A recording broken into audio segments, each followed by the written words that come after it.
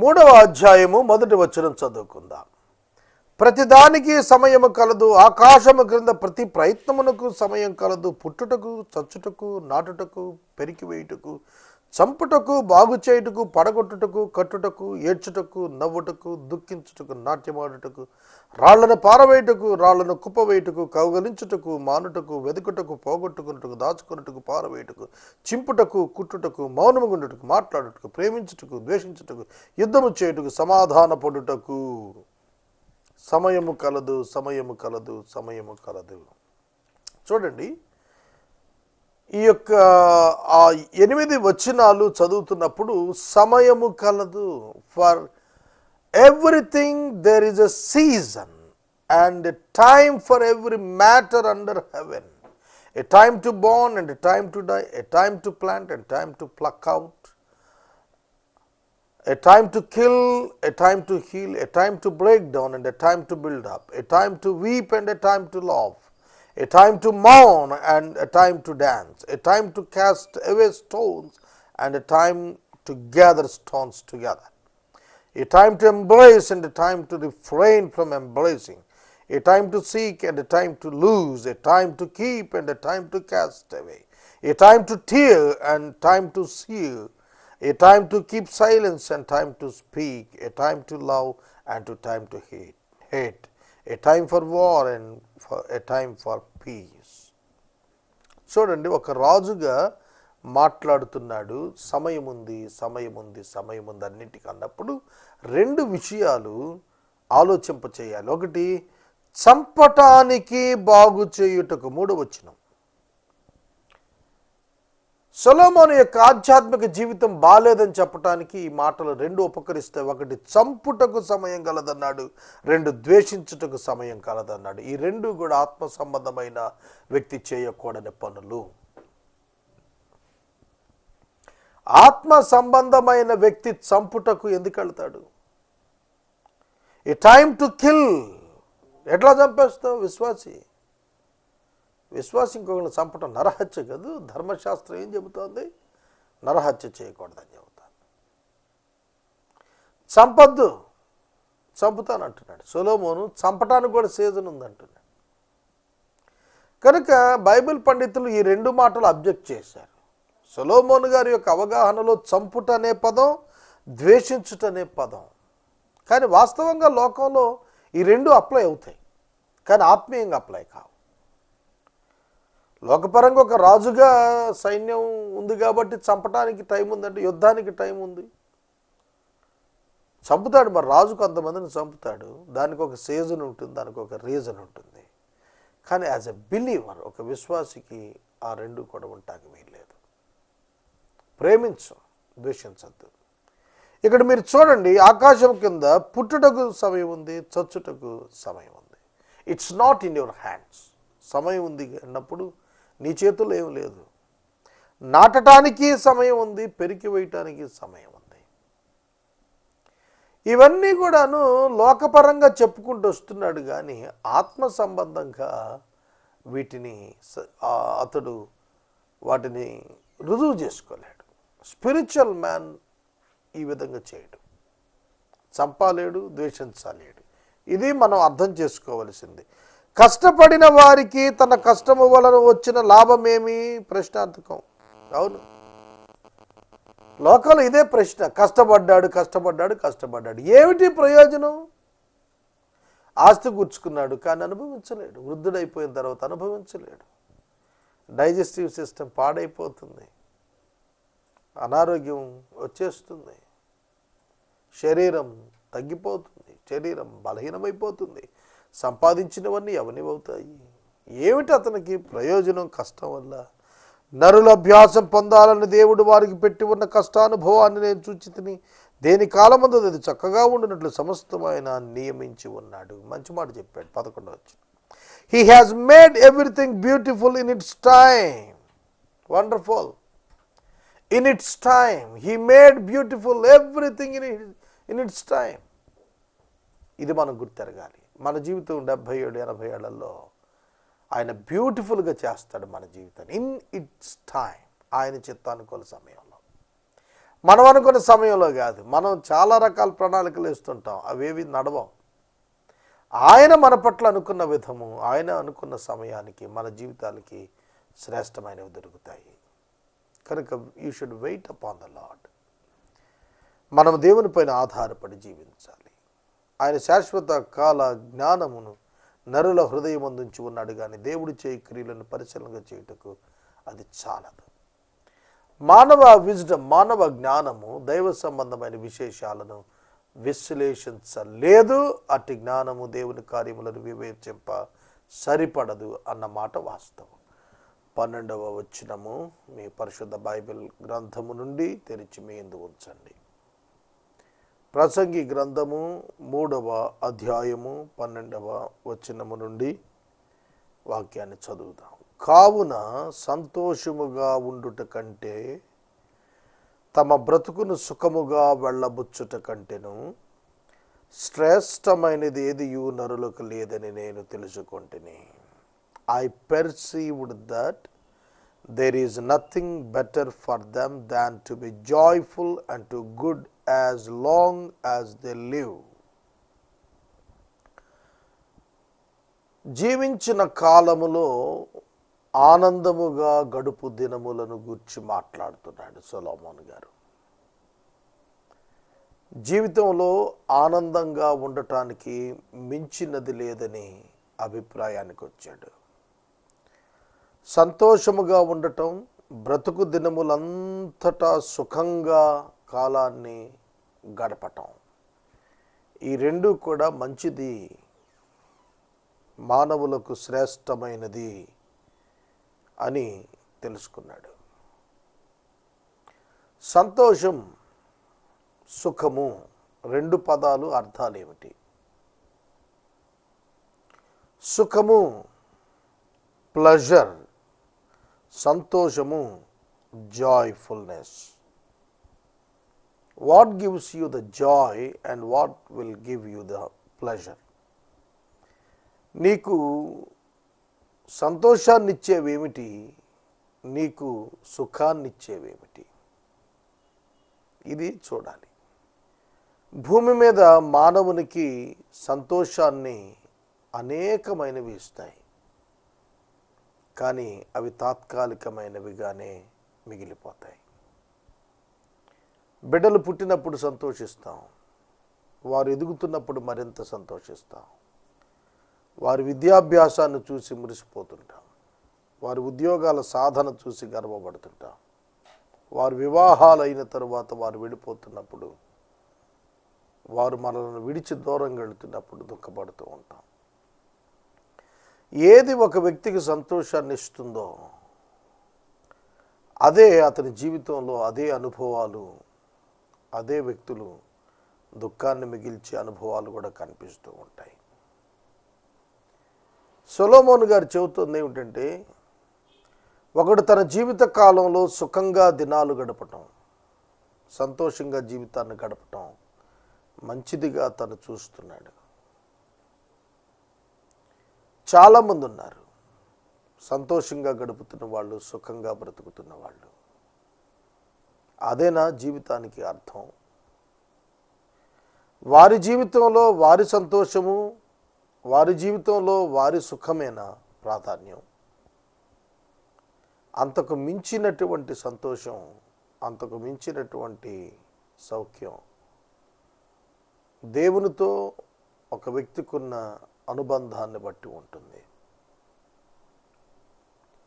తరువాత వచనం, మరియు ప్రతివాడు అన్నపానాలు పుచ్చుకుంటూ తన కష్టార్జితం వల్ల సుఖాన్ని అనుభవిస్తూ ఉండటం దేవుడిచ్చు బహుమానం అని తెలుసుకున్నాడు. అన్నపానములు దేవుడిచ్చేవే, అన్నపానములు దేవుడిచ్చేవి. అందరికీ ఒకే రక భోజనం దేవుడు ఏర్పాటు చేయలేదు. అదే అందరికీ ఒకే రక పానీయాలు ఏర్పాటు చేయలేదు. ఒక్కొక్క ప్రాంతంలో ఒక్కొక్కటి విశేషత. మన భారతదేశంలోనే నార్త్ ఇండియాలో గోధుమ ఎక్కువ కన్జంప్షన్ ఉంది. సౌత్ ఇండియాలో రైస్, ప్యాడీ ఎక్కువ కన్జంప్షన్ ఉంటుంది. కనుక ప్రతివానికి వాని వాని ఆహారాన్ని దేవుడే ఇస్తాడని గ్రహించాడు. ఇది చాలా ఉత్తమమైనటువంటి ఆలోచన. అన్నపానములు దేవుడిచ్చేవి. అంతేకాదు తన కష్టార్జితం అనుభవించటం కూడా దేవుడిచ్చే బహుమానమే. 128వ సంకీర్తనలో ఇదే ప్రసంగి గారు సొలొమోను గారు చెప్పిన మాట, నీవు నీ చేతుల కష్టార్జితము అనుభవించదవు, నీవు ధన్యుడవు, నీకు మేలు కలుగును. యెహోవా యందు భయభక్తులు కలిగిన వానికి కలిగేటువంటి ఆశీర్వాదాలవి. యెహోవాను ఎరుగని వారిలో కూడా అన్నపానాలు పుచ్చుకుంటున్నారు, కష్టార్జితాన్ని అనుభవిస్తున్నారు. వారికి వారి భవిష్యత్తు ఏమిటి, వారి యొక్క ఆధ్యాత్మిక చింతన ఏమిటి, వారి యొక్క మరణానంతర జీవితం ఏమిటి, భూమి మీద అది దేవుడిచ్చిన బహుమానమని ఎంతమంది గుర్తిస్తున్నారు? ఈ దినం మనం అన్నపానాలు పుచ్చుకున్నాం. ఈ దినం మనము కష్టార్జితాన్ని అనుభవించగలుగుతున్నామంటే ఇది దేవుడిచ్చిన కృప. చాలామంది కష్టపడతారు, విస్తారంగా సంపాదిస్తారు, కానీ దాన్ని అనుభవించకుండానే వారి జీవితం ఉండిపోతుంది. దేవుడు బహుమానం ఇవ్వకపోతే, దేవుడు అనుగ్రహించకపోతే ఎవరు కూడా సౌఖ్యంగా ఉండలేరు. ఇది సొలొమోను గారు తెలుసుకున్నాడు. దేవుడు చేయు పనులన్నీ శాశ్వతాలని నేను తెలుసుకున్నాను. దానికి ఏది చేర్చబడదు, దాని నుండి ఏది తీయబడదు. మనుషులు తన యందు భయభక్తులు కలిగి ఉండేటట్లు దేవుడు ఇట్టి నియమమును చేసి ఉన్నాడు. దేవుడు చేసే పనులు శాశ్వతాలు. చాలా అద్భుతం. దేవుడు శాశ్వతుడు, ఆయన కార్యము శాశ్వత కార్యము. ఆయన చేసిన అనేకమైన సృష్టి ఒక దినాన నశించబోతోంది, తొలగించబడబోతోంది. ఆయన ప్రణాళికలో దేవుడు ఆయనను అంగీకరించిన వారిని శాశ్వతంగా చేశాడు. ఆయనను అంగీకరించిన వారు శాశ్వతమైన దాన్ని అందుకుంటారు. ప్రతి మానవుడు కూడా శాశ్వతుడే. ప్రతి మానవుడు శాశ్వతంగా జీవించేవాడు. పుట్టినవాడు గిట్టక మానుడు అనేది భౌతిక మరణమే, ఆ తరువాత జీవితం ఉన్నది. కాబట్టి శాశ్వతమైన పనులు దేవుడు చేస్తాడు, దానికి ఏది ఎవరు చేర్చలేరు. రక్షణ శాశ్వతం. Salvation is permanent. I perceived that whatever God does endures forever. Nothing can be added to it, nor anything taken from it. God has done it so that people fear before him. దేవుడు ఎందుకు చేశాడు తెలుసా? సమస్తాన్ని ఆయన యందు ప్రజలు భయభక్తులు నిలిపేటట్లు.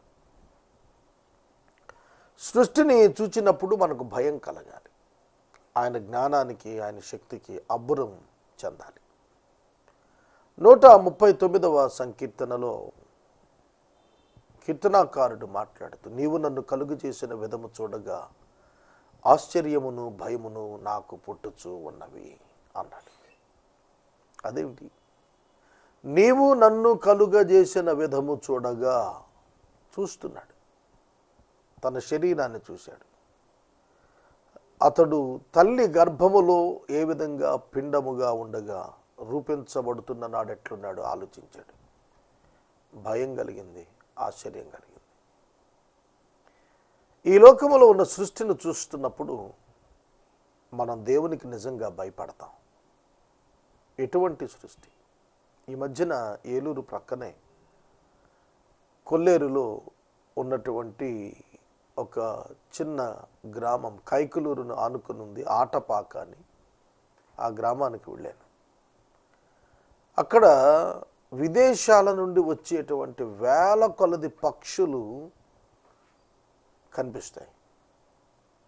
అటవీ శాఖ వారు ప్రత్యేకమైన ఏర్పాట్లు చేశారు, టూరిజం డిపార్ట్మెంట్ వాళ్ళు. ఆ పక్షులను చూస్తే ఆశ్చర్యం. కొన్ని పక్షులు 10 కిలోల వెయిట్ కూడా ఉంటాయి. అవి కొన్ని వేల మైళ్ళ దూరం సముద్రం మీద ప్రయాణం చేసి మన దేశానికి వస్తున్నాయి. ఇక్కడ గుడ్లు పెడతాయి, పిల్లల్ని చేస్తాయి. మరలా అవి ఆగస్టు జూలై ఎండింగ్ ఆ ప్రాంతాల్లో తమ దేశాలకు వెళ్ళిపోతాయి. సైబీరియా, రష్యా ఆ ప్రాంతం నుంచి వచ్చేటువంటివి. ఎన్ని రకాల పక్షులు. ఆ పక్షులను గూర్చి అడుగుతున్నప్పుడు వాటికి ఎట్లా తెలుసు? అమెరికా కొలంబస్ కనుక్కున్నాడు అన్నాం. మరి వీటికి ఎవరు చెప్పారు? రూట్ మ్యాప్ ఎవరు చెప్పారు పక్షులకి? ఇవాళ ఎయిర్ ట్రాఫిక్ సెంటర్ ఏటీసీ అని ఉంటుంది. వాళ్ళు క్లియరెన్స్ ఇస్తేనే విమానాలు పోతాయి. వాళ్ళకు రూట్ ఇస్తారు. పలానా దేశం వెళ్ళాలంటే ఈ మార్గంలో ఇంత అక్షాంశాల్లో ఇలా ప్రయాణం చేయాలి, ఇంత వేగంతో వెళుతున్నప్పుడు ఈ విధంగా వెళ్ళాలి, ఇంత సమయానికి ఇక్కడికి చేరుకుంటారు, ఇవన్నీ కూడా ఇస్తారు. మరి ఆ పక్షులకు ఎవరిచ్చారు? దేశాలు దాటి వస్తున్నాయి. కరెక్ట్గా భారతదేశం, ఆంధ్రప్రదేశ్, కృష్ణా జిల్లా, కైకులూరు, ఆటపాక 2 కిలోమీటర్స్ డిస్టెన్స్లో అక్కడే ఉంటున్నాయి అవి వచ్చి. వాటికి ఎవరు చెప్తున్నారు? అది ఆలోచిస్తేనే ఆశ్చర్యము, భయము కలుగుతుంది. మనం ఎంతసేపు ఆ పిట్టలు కోసుకొని తినేసి ఫ్రై చేసుకుంటే బాగుండని ఆలోచిస్తాం. కొన్ని పక్షులు ఉంటాయి, ఆ పక్షులను వేటాడకూడదు. ఆ పక్షులు రష్యా నుంచి వస్తాయి. చాలా చిన్నగా ఉంటాయి, పరజలు అంటారు వాటిని. చాలా రుచిగా ఉంటాయి కూడా. మా బాల్యంలో ఆస్వాదించిన జ్ఞాపకం. చాలా చిన్న పక్షి, ఒక విధంగా ఫారం కోడి కంటే 2-3 రెట్లు చిన్నగా ఉంటుంది. అన్ని వేల మైళ్ళు ఎట్లా వస్తుంది? ఎందుకు నేను చెబుతున్నానంటే ఆశ్చర్యం. ఈ మధ్యన టైగర్ గురించి చదివాను. 40 కిలోమీటర్స్ జోన్ ఏర్పరచుకుంటుందట. ఆ లోపటికి మరొక టైగర్ రాదట. 2200 పులులు ఉన్నాయని చదివాను ఇండియాలో. 40 km చొప్పున అది ఏరియా ఏర్పరచుకుంటుందట. అవి లేకపోతే అడవిలో జంతువులు పెరిగిపోతాయి. వాటి మీద ఇస్తున్నాడు. చాలా చదివాను, ఆశ్చర్యం కలిగింది. మనం పులిని చూస్తే భయపడిపోతుంటాం, కానీ పర్యావరణంలో దాని పాత్ర అద్భుతం, ఆశ్చర్యం. కొల్లేరు ప్రాంతాన్ని ఆక్యుపై చేసి చేపల చెరువులు చేసేసారు చాలా చోట్ల, 100 ఎకరాలు. దాన్ని సుప్రీంకోర్టు ఖండిస్తూ కుదింపు చేస్తూ ఇచ్చినటువంటి ఆశ్చర్యకరమైన గణాంకాలు. పర్యావరణం తేడా వస్తుంది. అత్యధికంగా ఏసీలు వినియోగించడం ద్వారా ఓజోన్ పొర దెబ్బతింటోందని అంటున్నారు. ఈ సృష్టి అంతా మనం చూస్తుంటే ఎలా అనిపిస్తోంది మీకు? భయం కలగటం లేదా? దేవుని పట్ల భయం కలగటం కొరకు ఈ సృష్టిని పరిశీలించినప్పుడు మనకు అర్థమవుతుంది. అందుకనే మనందరికంటే ఎక్కువ పరిశీలించిన వాడు ప్రసంగి గారు, సొలొమోన్ గారు. అందుకని అన్నాడు, దేవుని పట్ల భయభక్తులు నిలపటం కొరకు ఈ యొక్క సమస్తాన్ని ఆయన సృష్టించాడు. దీనికి ఎవడు మార్చలేడు, ఎవడు చేయలేడు, ఎవడు కదపలేడు. క్లోనింగ్ మెథడ్లో ఎలుకలు తయారు చేశారు. అంటే ప్రతి సృష్టి చేయాలనే మానవ ప్రయత్నం. అంటే దేవుడికి ఉన్న శక్తి మానవుడికి ఎట్లా వస్తుంది? క్లోనింగ్ అన్నారు దాన్ని. దానికోసం ప్రయత్నం చేశారు. ఒక ఎలుకనో దేన్నో చేసి అబ్జర్వ్ చేస్తున్నామని చెప్పి అన్నారు. మనుషులను తయారు చేసేసుకుని, మనుషులను బానిసలుగా వాడేసుకుని, ఇంకా కొంత అడ్వాన్స్కి వెళ్ళి కొందరైతే రోబోలు తయారు చేసేసుకొని పైలట్స్గా వాళ్ళని పెట్టేసుకొని, ఈ మధ్యన వింటున్నాం కదా, హైదరాబాద్లో సైతం మెట్రో రైలుకి డ్రైవర్ లేకుండా వెళ్ళేటట్లుగా సెన్సార్స్ అరేంజ్ చేసి ఎన్ని వింటున్నాం. ఇవన్నీ ఎక్కడి నుంచి వస్తున్నాయి? వాటి మూలాలు ఎక్కడి నుంచి వస్తున్నాయి? దేవుడిచ్చిన జ్ఞానం. మనుషులు దేవునికి భయపడాలి. మనం దేవుని సృష్టిలో దేన్ని చేర్చలేం, దేన్ని తీసేయలేం. ఆయన శాశ్వతుడు, ఆయన శాశ్వతమైన కార్యాలు చేసేటువంటి వాడు. ఆయన గురించి ఆలోచించడం మొదలు పెడితే మన మన comprehend of mind is not enough.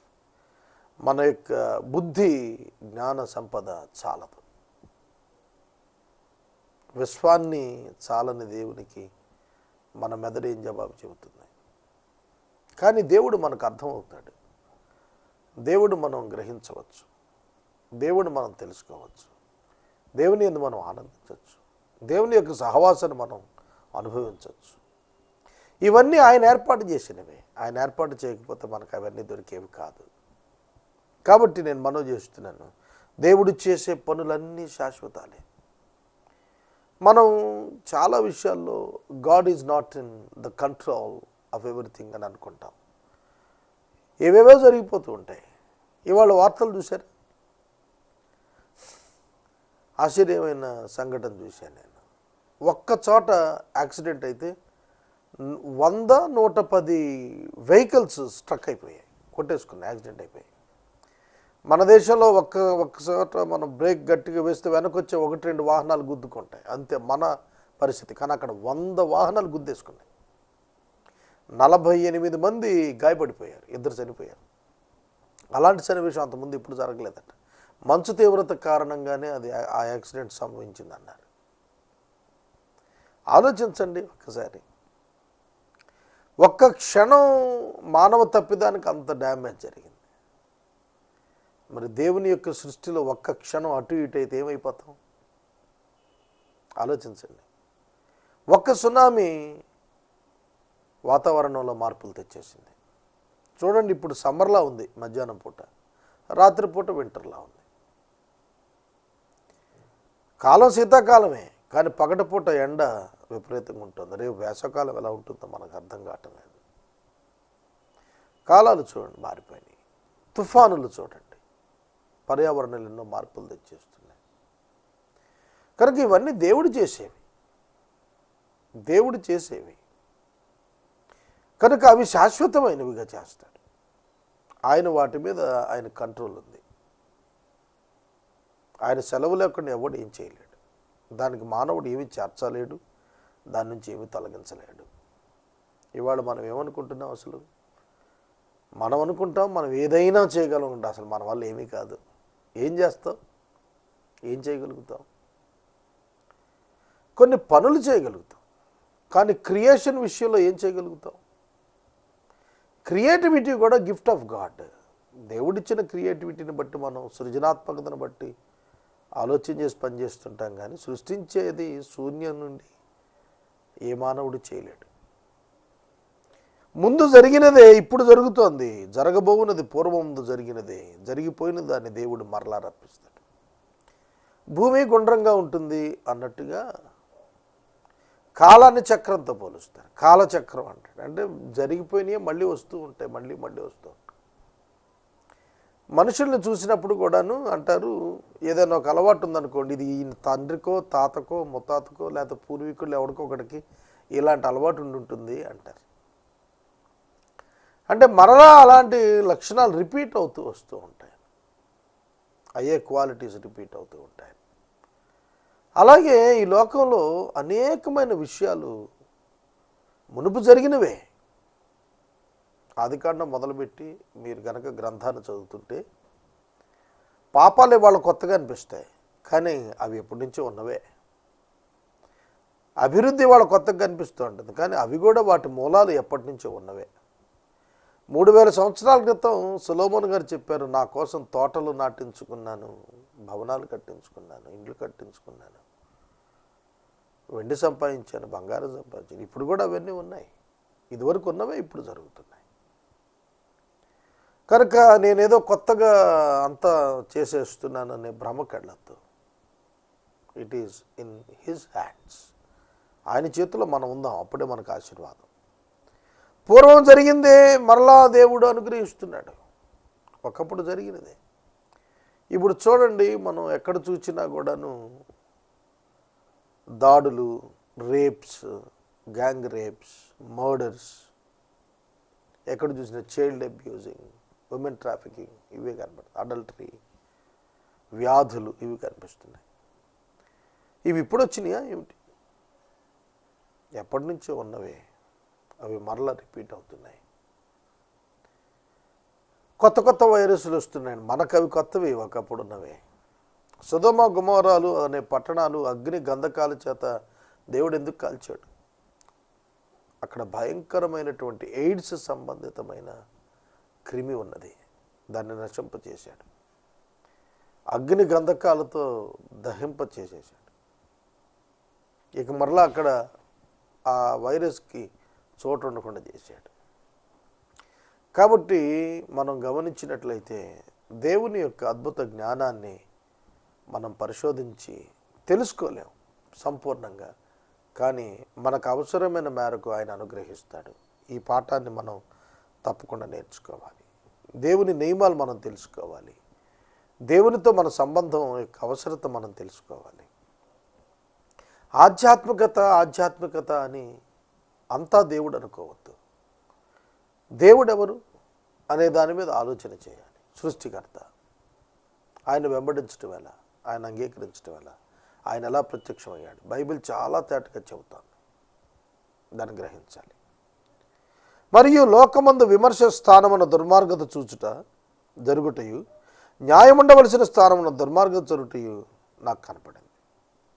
విమర్శా స్థానము ఇంగ్లీష్లో చదువుతారు చూడండి. More ever I saw under the sun that the people of the place of justice, in the place of justice even there was wickedness, and in the place of righteousness even there was wickedness.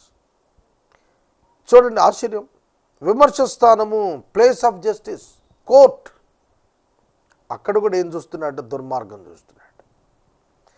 అక్కడ కూడా ఏం చూస్తున్నాడు? దుర్మార్గం చూస్తున్నాడు.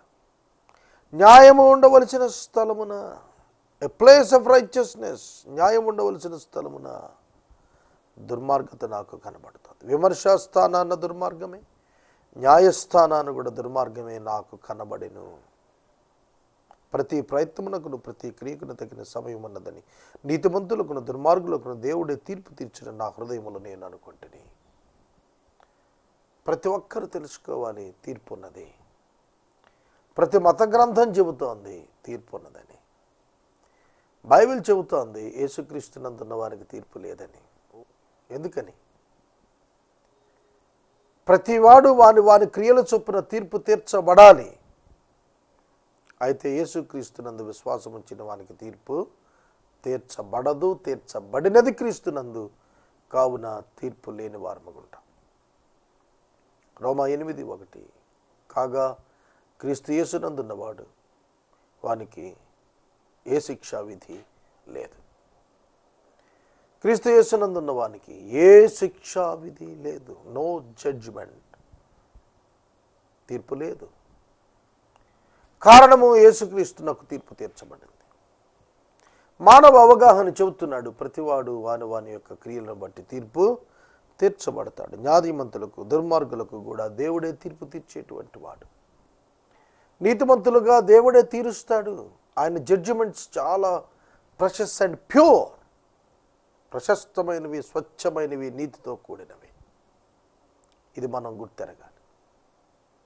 ప్రియ సహోదరుడా, సహోదరు, మన జీవితాలు ఏ విధంగా ఉంటున్నాయి? మనము తీర్పులోనికి వచ్చినట్లుగా విశ్వాసులుగా ఉంటున్నామా? తీర్పును తప్పించుకునే వారముగా విశ్వాసులంగా ఉంటున్నామా? ప్రభువైన క్రీస్తునందు విశ్వాసం ఉంచడం ద్వారా తీర్పు నుండి తప్పించుకునవచ్చుననేటువంటి పాఠము మన జీవితంలో నెరవేరినదా? కాగా తాము మృగముల వంటి వారమని నరులు తెలుసుకున్నట్లు దేవుడు వారిని విమర్శించినట్లు ఇలాగ జరుగుతున్నదని అనుకుంటుని, నరులకు సంభవించినది ఏదో మృగములకును సంభవిస్తోంది. వాటికి వీటికి కలుగు గతి ఒక్కటే. నరులు చచ్చున్నట్లు మృగాలు చస్తాయి. సకల జీవులకు ఒకటే ప్రాణము. మృగముల కంటే నరులకేమియో ఎక్కువ లేదు. సమస్తము వ్యర్థము, సమస్తమును ఒకే స్థలమునకే పోవును. సమస్తమును మట్టిలో నుండి పుట్టెను, మట్టిలోనికే తిరిగిపోవును. అజ్ఞానం అంటే ఈ మాటలే. సమస్తము ఒకటేనా? మానవుడు జంతువు ఒకటేనా? ప్రాణము, what is the difference between the human being and the beasts? మానవునికి ఆత్మ ఉన్నది, జంతువులకు ఆత్మ లేదు. మానవుడు మట్టి నుండి నిర్మించబడ్డాడు, మట్టిలోనికి వెళ్తాడు. కానీ మానవుడు దేవుని నుండి అనుగ్రహించబడ్డాడు, దేవుని యొద్దకు వెళ్ళి తీరాలి. మానవులకు తీర్పు ఉందన్నాడు పై వచనంలో, జంతువులకు తీర్పు లేదు. జంతువులు నరకానికి వెళ్ళటం లేదు. సోల్ లైఫ్ ఉందంతే, ప్రాణం ఉంది, ప్రాణం పోతుంది. కానీ మానవుడికి అలా కాదు. ఆత్మ ఉన్నది, మానవుడు ఆత్మయే, శరీరం ఉన్నది. శరీరాన్ని విడుస్తాడు, దేవుని ఎదుట నిలబడతాడు, తన జీవితాన్ని గురించి లెక్క చెప్పాలి. రెండు ఒకటే అనుకోవటం పొరపాటు. కానీ చాలామంది చాలా రకరకాలైనటువంటి మతాల్లో సమస్తం ఒకటే అన్నట్టుగా అనుకుంటున్నారు. అది సరైనటువంటి అవగాహన కాదు. నరులాత్మ పరలోకమునికి ఎక్కిపోతుందో లేదో, మృగముల ప్రాణం భూమి కిందకు దిగిపోతుందో లేదో ఎవరికి తెలియను. విశ్వాసం ద్వారానే గ్రహించుకోగలుగుతాం తప్ప రుజువుల చేత కాదు. చనిపోయిన వాడు ఎక్కడికి వెళుతున్నాడు ఎవరికి తెలుస్తుంది? ఒకటే తెలుస్తుంది, మట్టిలోకి వెళ్ళిపోతున్నాడు, బూడిదైపోతున్నాడు, కాలిపోతున్నాడు, బూడిదవుతున్నాడు, పాతి పెట్టబడుతున్నాడు, బూడిద మట్టి అయిపోతున్నాడు, అంతవరకు తెలుస్తుంది. కానీ చనిపోయాడు అన్నప్పుడు ఏం జరుగుతుంది? మానవుని ఆత్మ మానవుని శరీరాన్ని విడిచినప్పుడు ఆత్మ ఎక్కడికి వెళుతుంది అనేది ఆలోచన లేనివాడు అయిపోయాడు. అంటే ఆధ్యాత్మికంగా మృగ్యమయ్యాడు, ఆధ్యాత్మికంగా ఆలోచన లేని పశుప్రాయుడిగా అయిపోయాడు. కారణము ఆధ్యాత్మిక భ్రష్టత్వానికి సొలొమోను గురయ్యాడు. సకల ప్రాణులకు సృష్టికర్తమైన దేవా అని ప్రార్థించాడు. సొలొమోను దేవాలయం నిర్మించినప్పుడు ప్రార్థనకు ఇప్పటికి ఎంత వ్యత్యాసం ఉంది. నేను చూడగా తమకు జరిగిన దాన్ని చూచుటకే నరుడు తిరిగి లేపికొని పోవాడెవడు లేకపోవడం నేను చూడగా వారి క్రియలందు సంతోషించట కంటే వారికి ఏ మేలు లేదనే సంగతి నేను తెలుసుకుంటాను. ఇది వారి భాగ్యము.